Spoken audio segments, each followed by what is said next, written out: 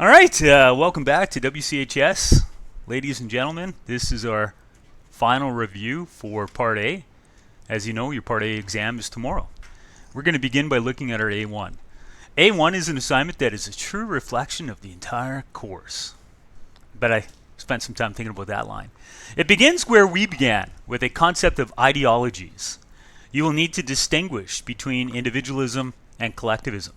So in your notes, you have a T-chart, the values of individualism on one side, the values of collectivism on the other. You'll want to try to associate those values with the sources that we're looking at. And even more specifically, identify specific ideologies and what values and assumptions they reflect and how that connects to the main ideology of the course, liberalism.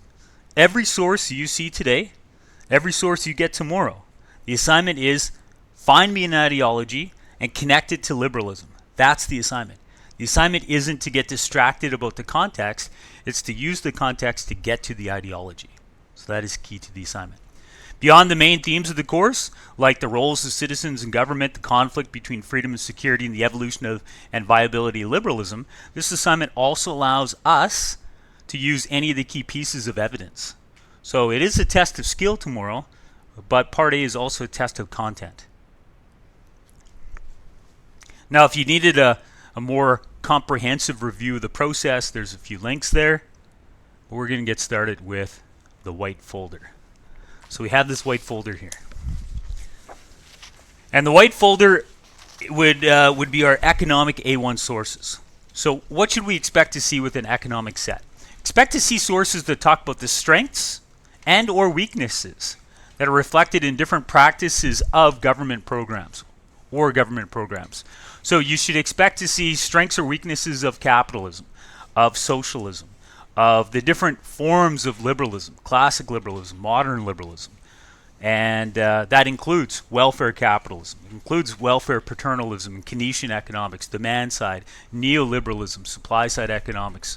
So contextually, there's a lot of ideologies that can be a part of that economic unit. We can add in some concepts. Concepts that often come up are economic inequality. So you might have this theme of economic inequality, and you might have different solutions to how to address it. Should we address it through the invisible hand, or should we address it through cooperation as we work towards egalitarianism? The political folder is the yellow folder. Obviously, the two main ideological perspectives that we'll find in a political source will be somehow pro-democracy and somehow pro-authoritarianism, or anti-democracy or anti-authoritarianism. So those are the two main ideologies, democracy and authoritarianism, that we expect to see in the political unit. Add in some other layers, like, for example, flaws of the system. Some of the flaws that we see are, for example, apathy with regards to citizenship in liberal democracies. Apathy could be exposed through a sample of voting patterns. Apathy could be exposed through a quote about apathy, about disinterest, could be exposed through a cartoon or another visual. A key condition that we see politically is to what extent should our relationship with our government change during a time of crisis. So they want you to refer to things like the USA Patriot Act, or the Freedom Convoy, or the Enabling Act with Adolf Hitler, the FLQ Crisis, and the War Measures Act. So that's an added layer that they will add so that we can see, do ideologies shift when we change the circumstances, when we add a crisis? At a crisis, can we expect less freedom from our government because they need to maybe increase surveillance? So there's a chance that you would have a set of sources, and the context of the set of sources might be people need to be controlled. Because of the nature of mankind, we need to be controlled by the state in a Hobsonian kind of way. The green folder is our last unit that we just looked at together, which could be called many things. Could be called the history unit, but it's called imposing liberalism. This is where you have case studies like Afghanistan, Iraq, and Vietnam. You have case studies like residential schools and assimilation. The overall theme within this folder is imposing liberalism. So we'll get to that. We have four main different types of sources. And again, before we get started, regardless, the assignment is this: find a perspective. So for each source in your redo, each source in your diploma exam, you should have sentences within that source interpretation that says the ideological perspective of this source is, and talk about it. The ideological perspective of this source has these values, makes these assumptions, is addressing this problem by introducing this solution that changes the role with government in this way. And it connects to liberalism because it's going to offer more or less freedom. So we need to, it's in bold there, we need to have the ideological perspective identified. And if you can't identify it specifically, you don't have to take a risk and say this is a right-wing perspective or a left-wing. Remember at the beginning of the course I said I'm not impressed by that language. You could just say that the ideological perspective in the source is embracing these principles of liberalism, pages 71 to 85. Or it's attacking these principles or challenging these principles of liberalism, 71 to 85. So that's a way to also do that. So the first type of source that we're going to look at today is quotes.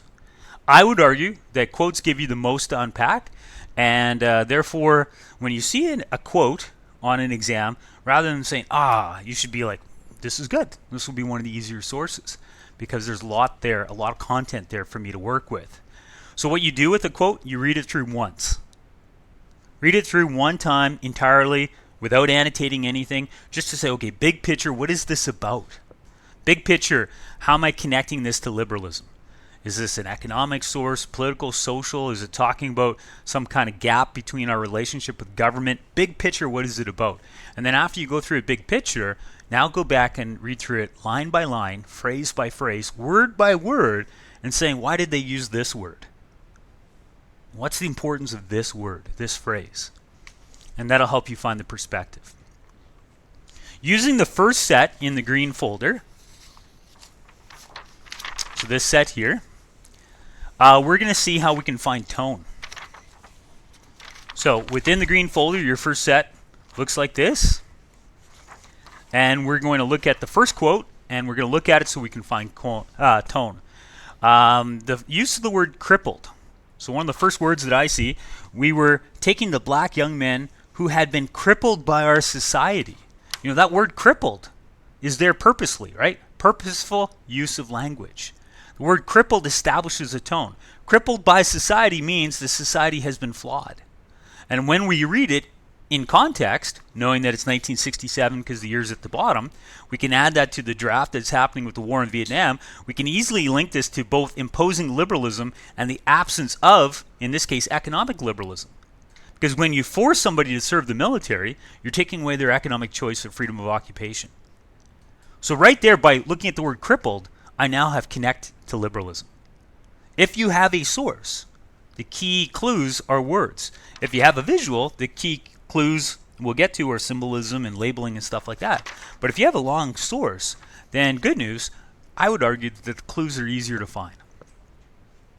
Further connections are found later in the passage as it states to guarantee liberties in Southeast Asia, which have they, and I think I misspelled some stuff there, have not found in Southwest Georgia. So they're saying that we are off in Vietnam guaranteeing liberties that African Americans don't have in Southwest Georgia.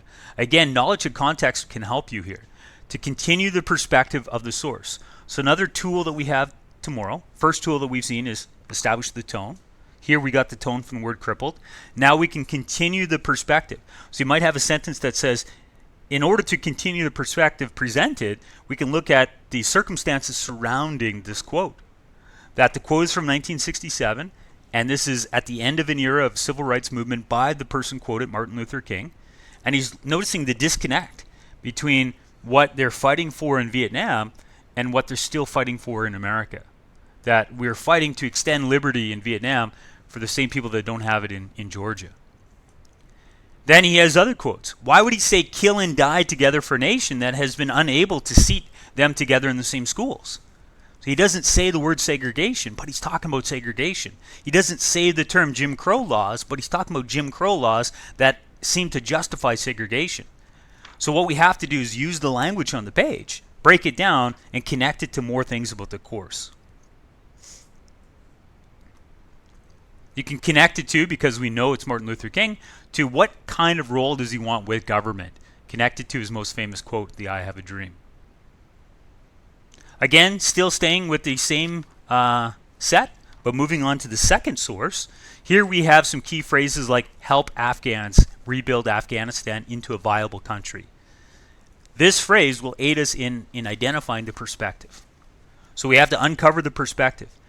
Now, we've talked about tone, we've talked about context, now we're going to talk about bias.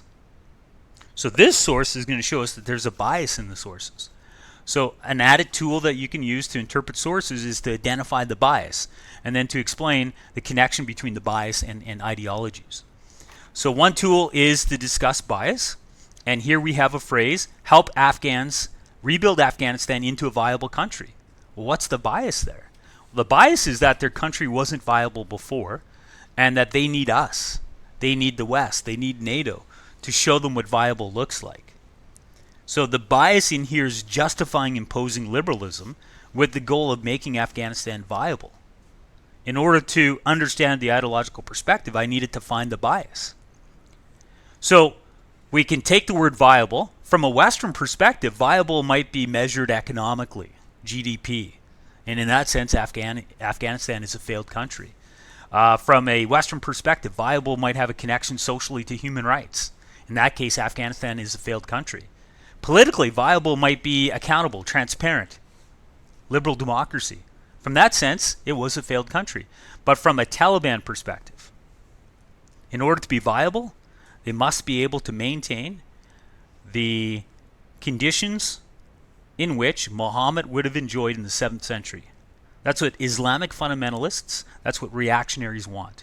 The Taliban is a reactionary group that want to recreate the world of Muhammad here on earth.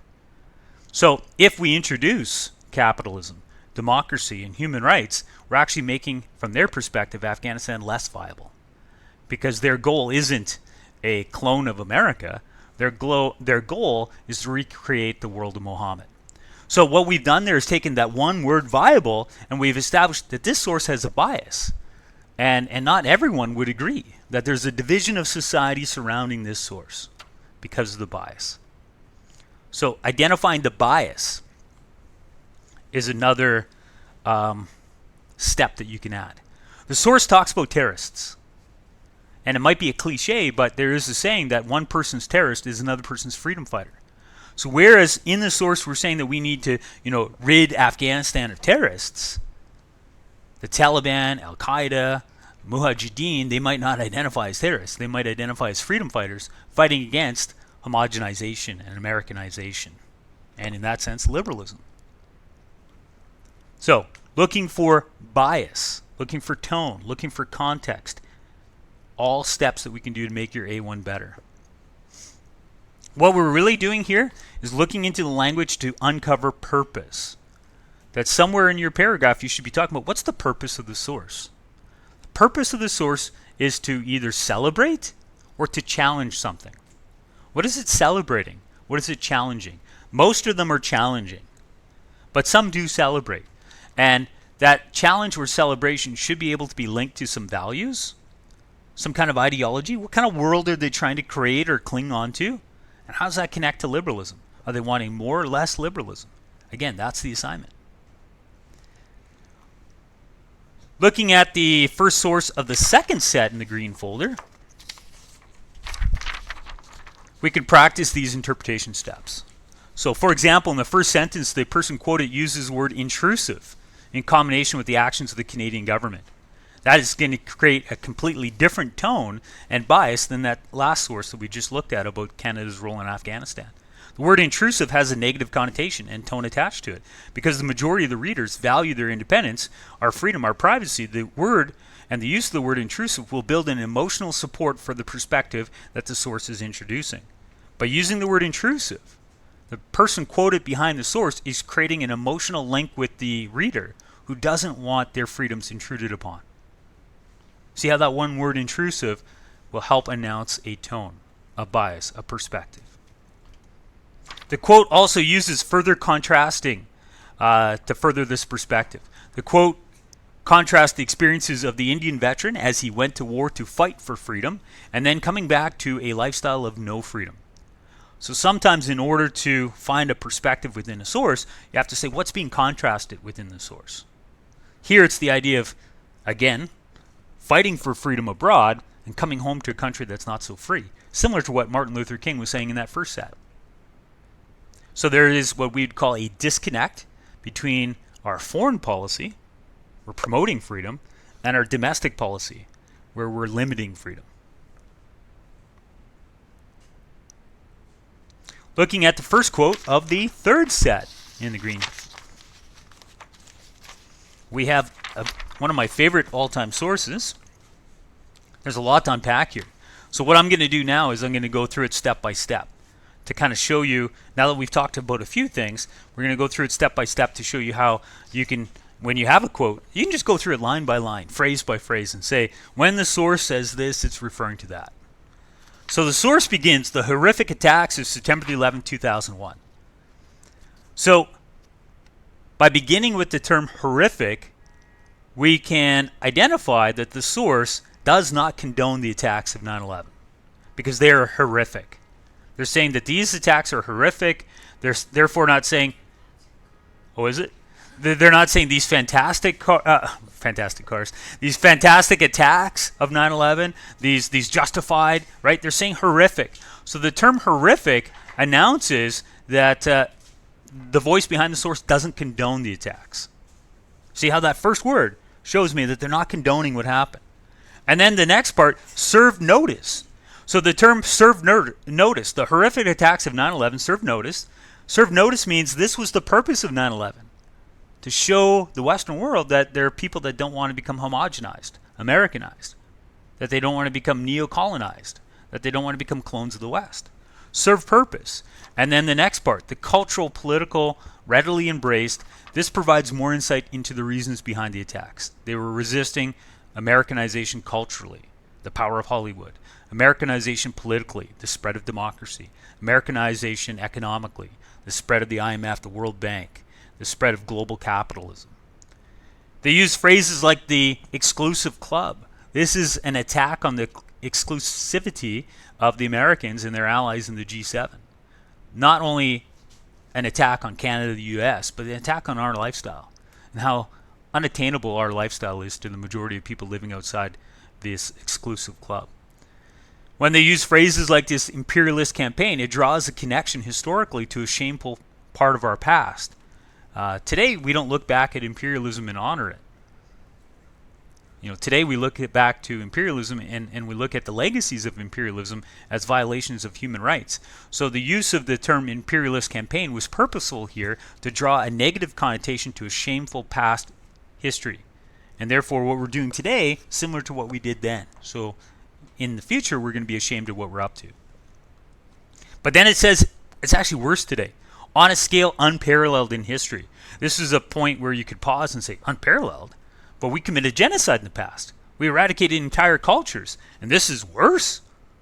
This is worse than the slave trade? This is worse than the elimination of the Beothuk or the Beothuk people? This must be horrible. That's an attention-getting statement, right? There's an alarmist tone behind it.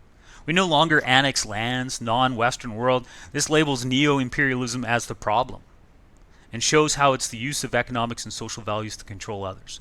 Somewhere within your paragraph, I want you to label the problem that is being identified by the source, or the problem that inspired the source. Not all of them will have a problem, but many of them will. If they're challenging something, they're exposing an issue.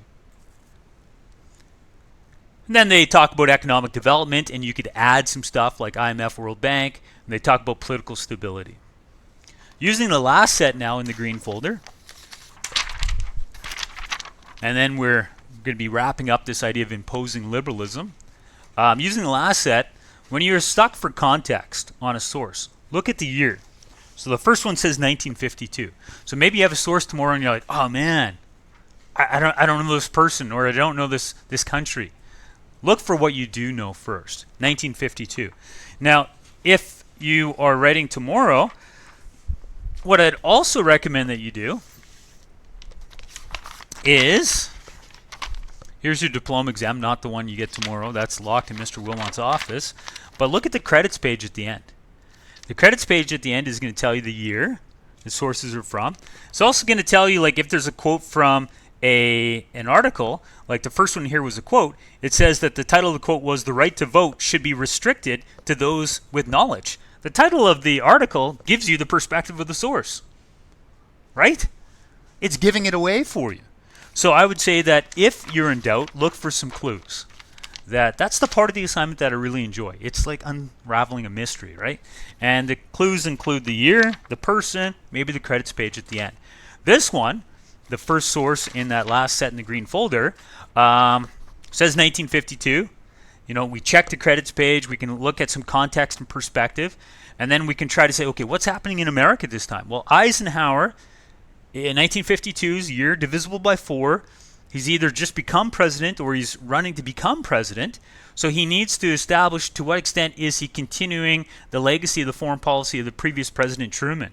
Is he going to continue the Truman Doctrine? Is he still dedicated to confronting communism and containing them and saying that, you know, totalitarianism cannot be imposed upon free people? And that's the purpose of this source, is to reassure the American voters that he is not going to retreat back into isolationism, because historically his party had been isolationist, being a Republican. They're the ones that kept him out of World War I until late, kept him out of World War II until late. So he's running for president, and he's reassuring the people, no. Until the enslaved, lots of bias and tone with that word enslaved, right? So that word enslaved is not, he didn't like just, you know, make it up as he went. Somebody wrote his speech for him, or he wrote it, and they said, we're going to use the word enslaved, because that's going to create that context, that line in history with slavery. Until the enslaved nations have, what this is doing? Announcing his commitment to continuing containment. So, now we're going to go to the yellow folder, look at more quotes. Until you're like, you know what, I think I get quotes.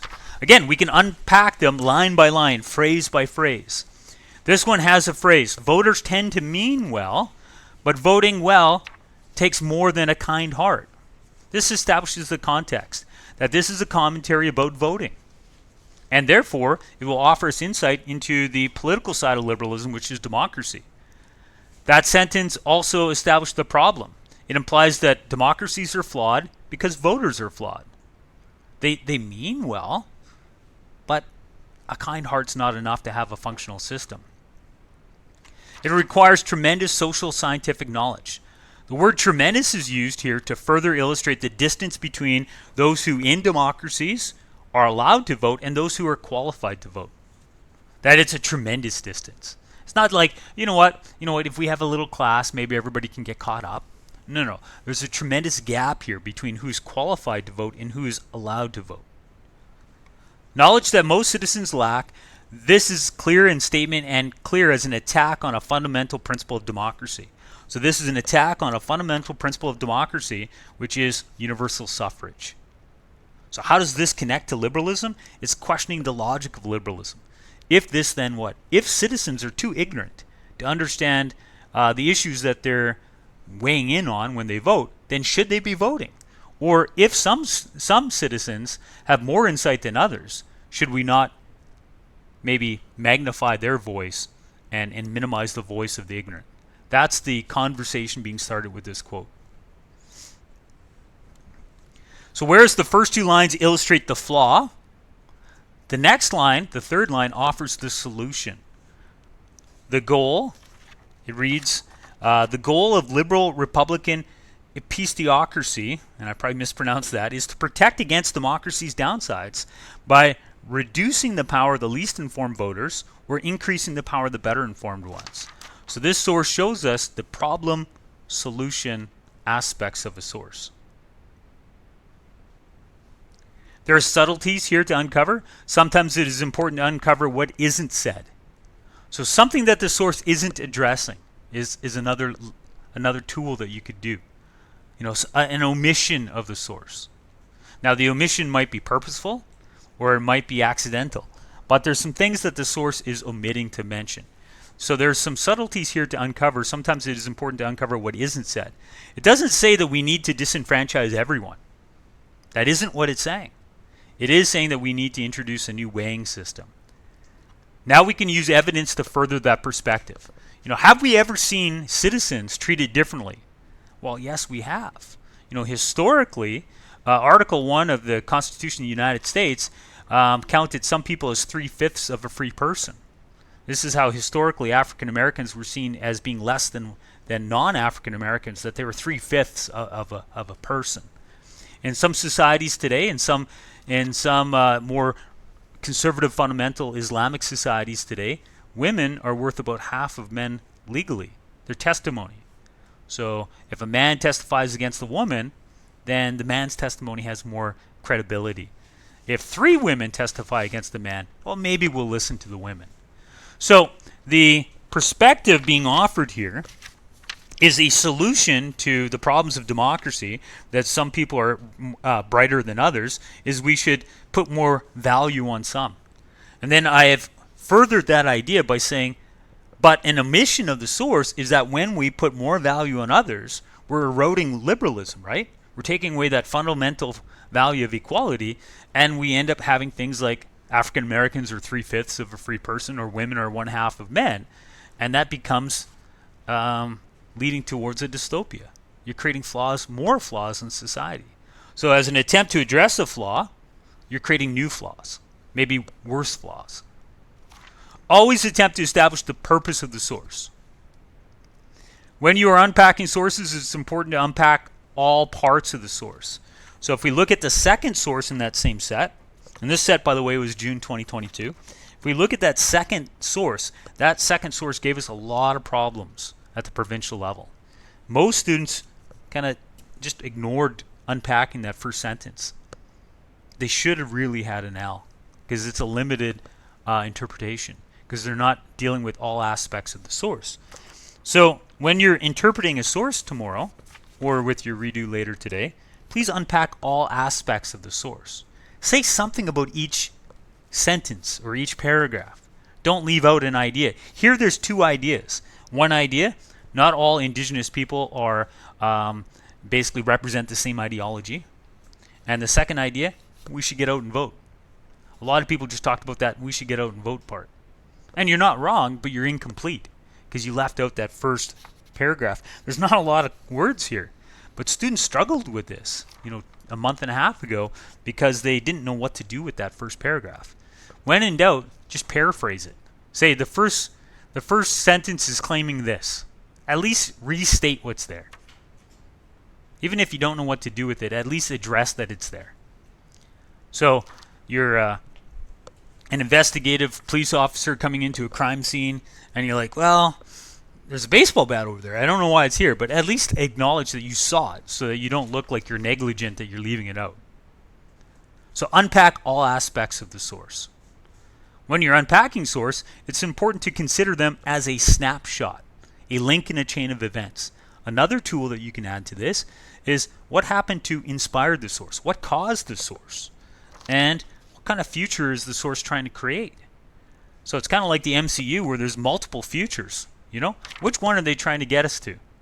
So what caused the source? Why did someone have to, protest? Or why did somebody draw a cartoon? Or why did somebody make this quote? What caused them to say it?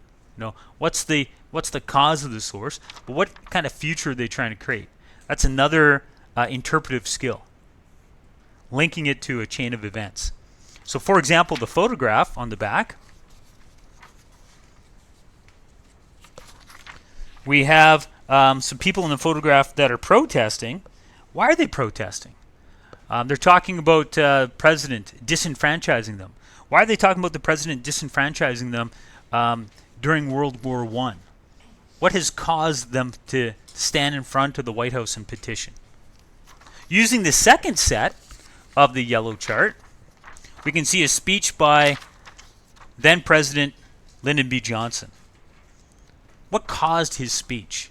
He talks about the need to transition America into a great society. So what is he talking about? In the beginning, he talks about how capitalism has created, great wealth in America, but hasn't distributed the wealth fairly. So now he's talking about the need for America to evolve with its values and principles. So in order to unpack this source, we need to unpack why is he saying it. And a big part of why he's saying this source is because he's introducing a new Civil Rights Act in America as a response to the civil rights movement. What caused him to say this? Because he has just recently lived through the civil rights movement and he sees that America is very divided. So when you read something, try to infer, if it's not explicit, try to infer what caused the source. The source is reacting to something. What is it reacting to? So this source begins for a half century. This is clearly him reflecting on the role that capitalism has played in America, making America great. But then he transitions and presents a challenge. We must elevate our national life. We should be able to see an undertone of collectivism within that. Principles like cooperation and common good that are on pages 71 to 85. So he's saying we need to transition into more common good, more collectivism, more collective responsibility, more cooperation. We should see nuances there of modern liberalism. How do we find the ideological perspective? By looking at the language and considering what he's reacting to. He then describes what he sees as the solution, the Great Society. Again, if government is presenting itself as a part of the solution, this is modern liberalism. LBJ in the first paragraph states how classical liberalism has historically shaped America, but there are some flaws: poverty, racial injustice. And although it isn't explicitly stated, we can infer that his solution is more government action, modern liberalism. Easy enough. Easy enough if you look for what's explicit, what's implicit, connecting it to something that happened before, and describing what is he trying to create later. And what happens later? That's the Civil Rights Act of 1964. Connect the context of the sources as previously as possible, as precisely, as possible, to what we've studied.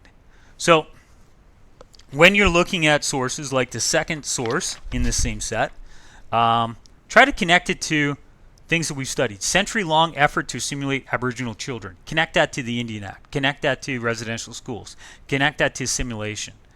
In Alberta, it talks about, in Alberta and British Columbia, many people deemed to have developmental disabilities were forcibly sterilized. Connect that specifically to the practice of eugenics. So if you can precisely connect what's here to vocabulary of the course, the word precise is an E. If you just generally connect it, that's an S. So we have to be able to connect the language on the page to the vocabulary. Why did we have, as one of your term projects, a list of key terms? Because we want you to be able to look in here and say, oh, they're talking about assimilation. Now you might be sitting there today and be saying, man, I would not have picked eugenics out of that. That's fine. You could still get an E and not pick out eugenics, but please tell me you could pick out assimilation. When it talks about Canadian governments must do this, this, and this, what he's connecting to is the need for truth and reconciliation. Truth and reconciliation, not on the page, but it's something we can add to the page by making the connection, showing off our knowledge, because this is a test. And again, don't forget, everything is a test of the principles of liberalism, individualism, and collectivism, pages 71 to 85.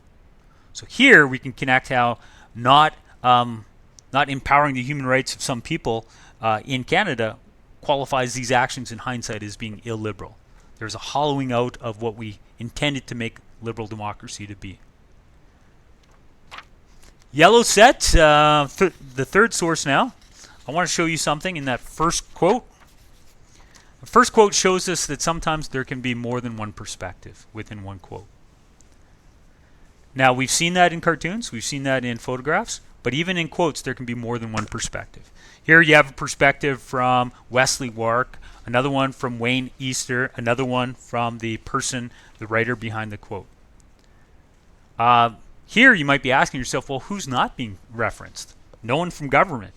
So there's a clear anti-government bias by including only voices of opposition, not balancing it with voices of government. The reporter is presenting an anti-government bias. Pretty clear. So once we explore the what, we can get to the why.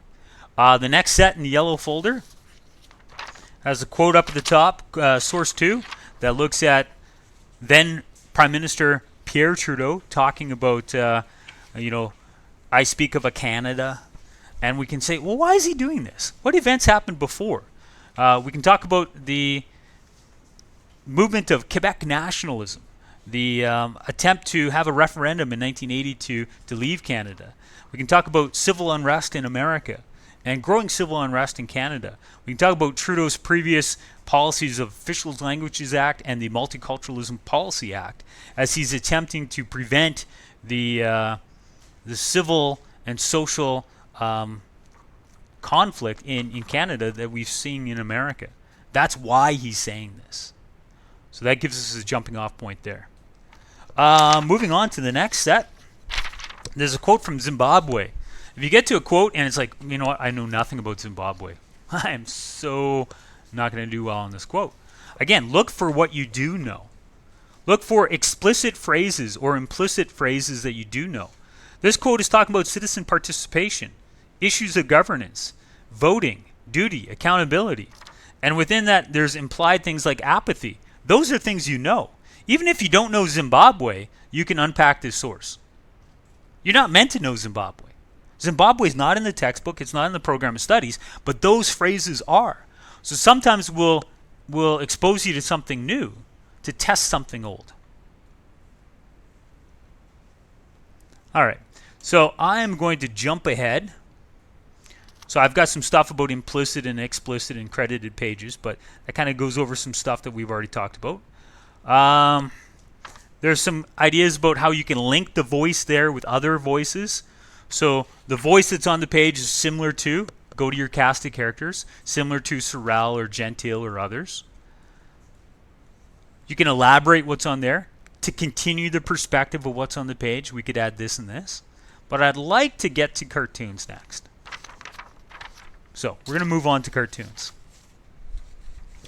Again, there's a more detailed link if you need it.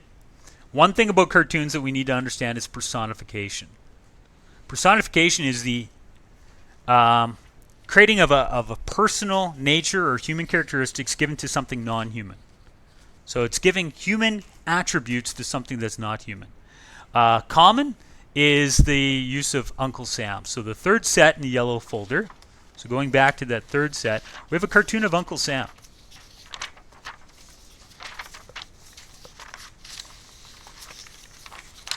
It says yellow folder. Third set. I think that would be in the green folder.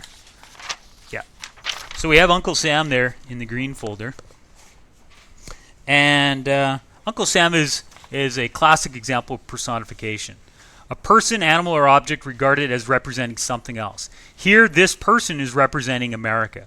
The United States of America, all of its ideas, all of its values. When we look at Uncle Sam, how he's drawn will lead us to the perspective. How is he drawn? Lead us to their perspective about America. He's drawn, look at his eyes, he's drawn with a bit of a drunken look, carrying an obsolete weapon, and is dangerously and randomly targeting nations to invade in the name of protecting freedom and democracy. That's how we know that this source is a satire. Because the way that the personification has been drawn is it's a critique of American foreign policy. He's wearing a badge. So he identifies as a world police officer. But that's a position America's honored itself with. It's not something that they've been credited with by the community of world nations, right? Labeling's important. Looking at another source, seventh set in the yellow folder, there's some labeling here. The guy's labeled Corporate America. So if you're like, man, who is this guy? Well, it says right here, Corporate America. So how do you unpack a source? You have to look at labeling. I have no idea who this person is. Oh, that's Corporate America. I have no idea who these people are in the pockets. Oh, they represent the left and the right. And if you look closer, they represent different political parties. So even if you don't know the people within the source, if you have some labeling, then that can help you understand a perspective. So we have labeling. We have personification. We also have symbolism. Cartoonists use simple objects or symbols to stand for larger concepts. On the fourth set of sources in the yellow folder, Hitler is standing on a platform. So he's standing on a platform that underneath them there are people and they are behind bars. The platform is meant to symbolize a prison and even more specifically, how Hitler's policies have imprisoned people by violating their human rights, and their specific human rights are listed there. So this is symbolism. He's symbolically, his platform is symbolically a prison for the people. So by identifying things as this is symbolic of something. So we have another example in the next one, the fifth one. The tree is symbolic of the branches of government. But the fact that the tree is unhealthy below the surface is symbolic of the negative influence of corporate interests. That corporate interest is the key root of the tree, and that the roots that we'd expect to see bigger, the voters and the activists, are smaller. So the size of the roots is symbolic of the amount of influence that these different groups have on government policy. And to continue with Montesquieu's checks and balances, we'd assume that the voters, if it's a democracy, would be the biggest root, the taproot of the tree. And it's not. So by looking at the drawing, we can see that symbolically, America is not really a democracy. So we can look at symbolism. We can look at allegory, a hidden meaning. Here there might be a hidden meaning about the morality of politics. The morality meaning that politicians are acting immorally because they are being compromised by corporate interests. We can use evidence to further perspectives. So in the next set, same folder, we can use evidence to further the perspective of the people living in this metaphorical prison. And Benjamin Franklin once said, those who would give up essential liberty to purchase a little temporary security deserve neither liberty nor security, or nor safety. So we can use quotes from the course or people from the course to continue the logic on the page, continue the perspective. There can be analogies, comparison between two things that share similar perspectives. So going back to the green folder, I believe, a lot of folders going on here. We had this source with the Truth and Reconciliation and this vehicle here. There's an analogy going on here between, to what extent will the government get to Truth and Reconciliation? They're not going to get there because this van has no tires, has no wheels. So they're using something familiar, a van, as a placeholder for something less familiar, government policy, and saying that they're not going to get to their destination of Truth and Reconciliation because the policy's flawed, because it's not built to succeed. It's built for the conservatives to get their message out. They say they're talking, but they're not listening, right? In order to get Truth and Reconciliation, they need to listen. These are loudspeakers. They're not listening devices. So they're getting their message out, but they're not listening to see what other people want. And that's going to prevent them from getting there. And obviously it's a satire. All cartoons are satire. This is an exaggeration. They wouldn't really have this many speakers on top. That's a satire. So we know that the bias is against the conservatives. So lots of different tools to use to unpack cartoons. We have metaphors. Metaphors can reveal perspectives. We have what I always like to talk about, juxtaposition. With that tree, we had the juxtaposition between what we see and what we don't see. And it's a juxtaposition because they're two extremely different things. You have a living, vibrant tree on top and what looks to be a dead tree under the ground. That's a juxtaposition, a contrast of two unlike things. Every cartoon's a satire.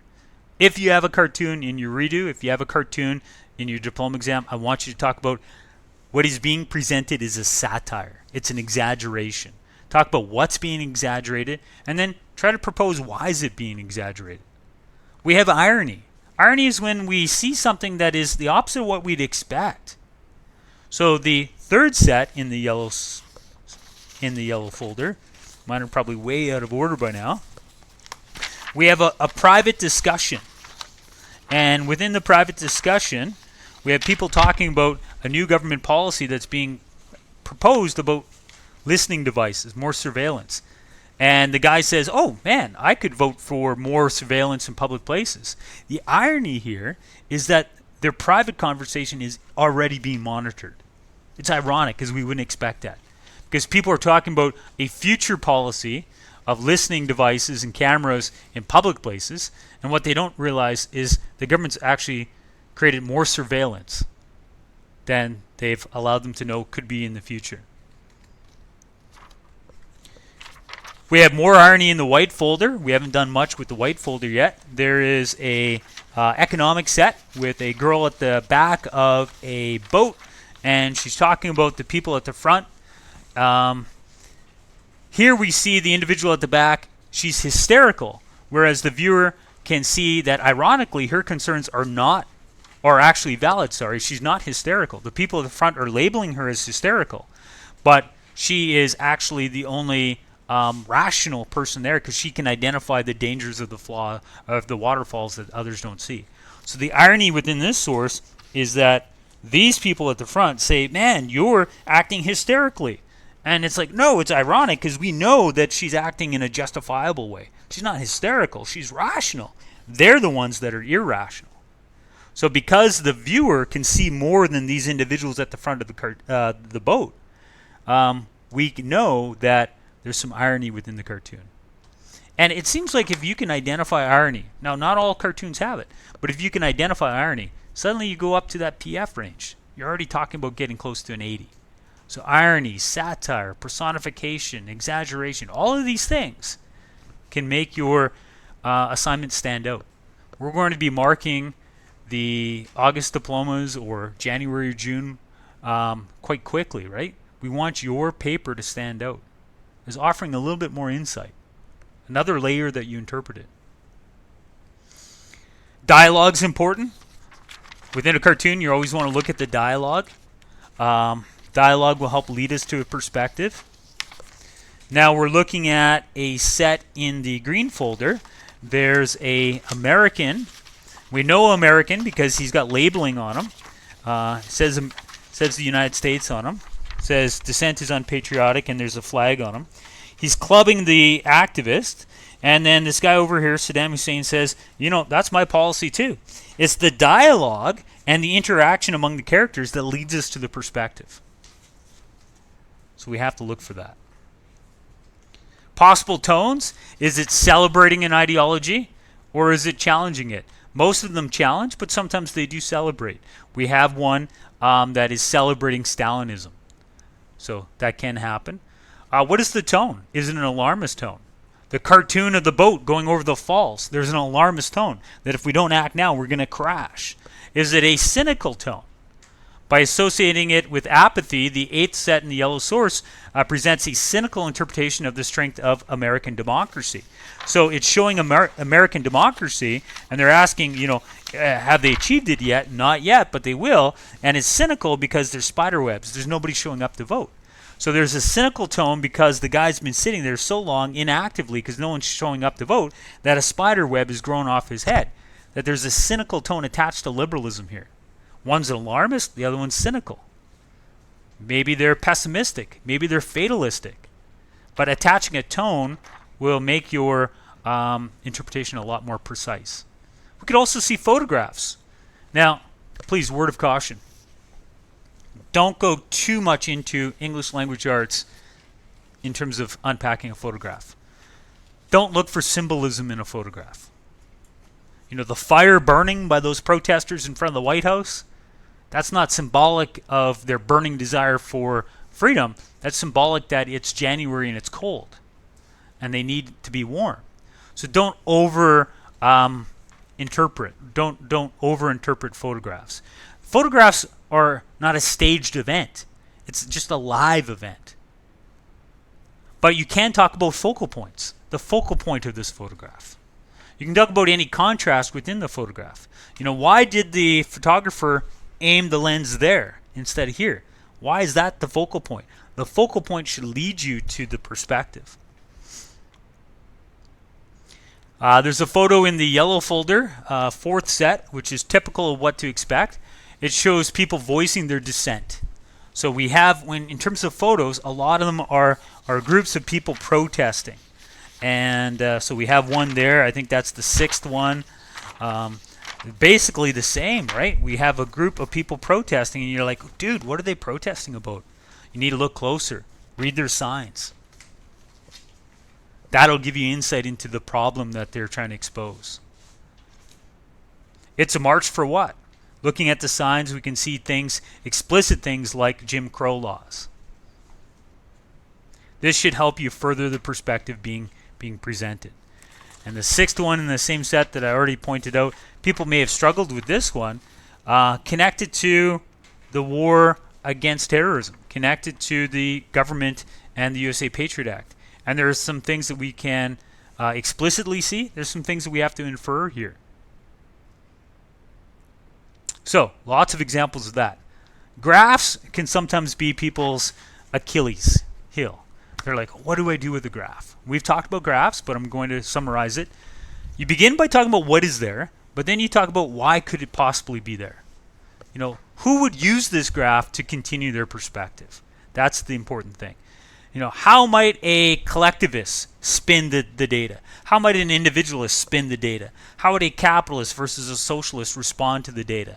How would a neoliberal economist like Friedman or Hayek or a leader like Reagan or Thatcher respond to the data and the assumptions being made?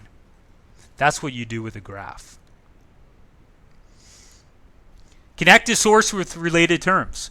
So you might be able to connect graphs with things like trickle-down economics and robber barons and disparity and things like that. So sometimes students will look at graphs and they'll be like, I don't know what to do possibly with this graph.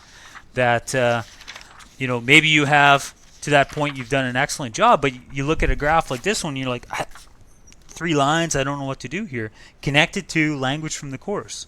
Connect it to trickle-down economics. Connected to the 1% against the 99%. Connected to the potential need for progressive taxation. How would Reagan justify this? How would a socialist attack this?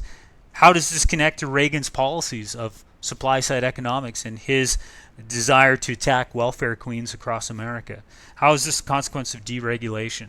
If you add all of those things, now you're at the E. Started with the graph and you're like, what's on the page?